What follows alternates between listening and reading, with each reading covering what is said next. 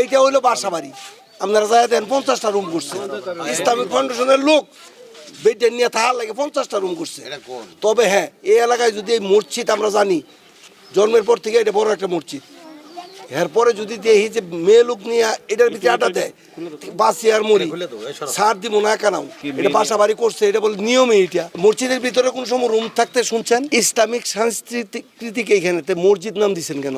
আমরা চাই পুরাটা খোলামেলা মসজিদ হোক, যে আমরা অবাধে আসবো, নামাজ পড়বো, আল্লাহর কাছে কান্দাকাটি করবো, যত পাপ করছি এনে মাপ চাওয়ার জায়গা। এনে যদি আপনার আলোচনা করার লাগে কিনা বানাইছেন, কেন্দ্র বানাইছেন সাংস্কৃতিক, তাহলে মসজিদ ভাঙছেন কিয়া? তাহলে মসজিদ ভাঙছেন কিয়া? আপনাদের সাংস্কৃতিক কেন্দ্র হবে 4তলা 5তলা অফিস হবে, মসজিদের ভিতরে না। অতএব এটা এইখানে আমাদের অনুরোধ এলাকাবাসীর পক্ষ থেকে, এইখানে সাংস্কৃতিক কেন্দ্র বানান আর মহাসম্মেলন কেন্দ্র বানান। মহিলা যাতে এখানে প্রবেশ কোনো এই নিয়মে মহিলা প্রবেশ না, মহিলা নামাজের জন্য প্রবেশ করবে, আলাদা নামাজ কক্ষ করে দেওয়া হবে, মহিলা নামাজ পড়বে, আমাদের কোনো আপত্তি নাই।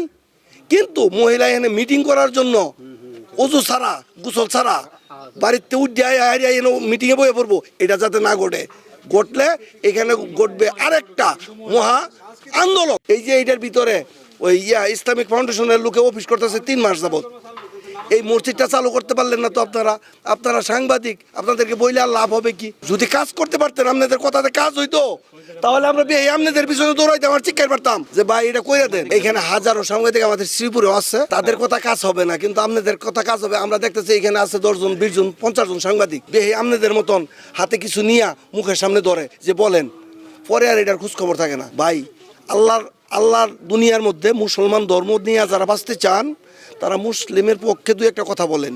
আজকে বাহিরে ঘাসের মধ্যে, এই যে ঘাসের মধ্যে এই যে আমার কাপড় ভিজা গেছে, ঘাসের মধ্যে দুব্বা ঘাসের মধ্যে বসে নামাজ পড়ি আইছি, এতেও শান্তি আছে মনে।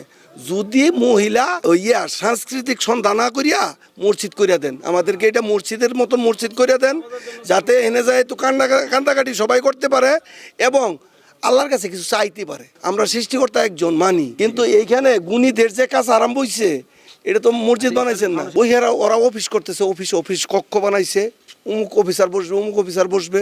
তো মসজিদে কক্ষ বানানোর তো কথা না, অফিসার বসার কথা না। মসজিদ অফিসার, রাজা প্রজা যা আছে সব এক সারিতে বসবে, নামাজ পড়বে। আমি আবার আপনাকে বলি, এই বাংলাদেশটা সকল জনগণের। আমাদের শেখ মুজিব সাহেব এটাকে নেতৃত্ব দিয়া স্বাধীন করে নিয়ে আসছে। এর অর্থ শেখ মুজিব সাহেব বা শেখ মুজিব সাহেবের পরিবারের কোনো লোক বলছে না যে মসজিদে আমাকে নিয়ে অনুষ্ঠান করো। মসজিদে তাকে নিয়ে দোয়া করা যাবে, সকল মুসল্লি মিলে হাত তুলে দোয়া করবে, আল্লাহ শেখ মুজিব সাহেবকে বেহেশত নসিব করো। এইটার জন্য আমাদের মসজিদ ঘরে বসে কথা বলতে পারবো, কিন্তু শেখ মুজিব সাহেবের কোনটা জন্মদিন কোনটা মৃত্যুদিন এটা পালন করার জন্য মসজিদ জায়গা না, বুঝছেন না? আমরা শেখ মুজিবের আদর্শে মানুষ, শেখ মুজিবের দল করি, আমরা তাদেরকে এই সাপোর্ট দিব না যে শেখ মুজিব সাহেবের নাম ভাঙাইয়া অন্যায় শুরু করে দাও। এইটা তাদের ব্যানারে এইখানে অনুষ্ঠান করার জন্য না, এখানে একমাত্র নামাজের জায়গা হওয়া উচিত।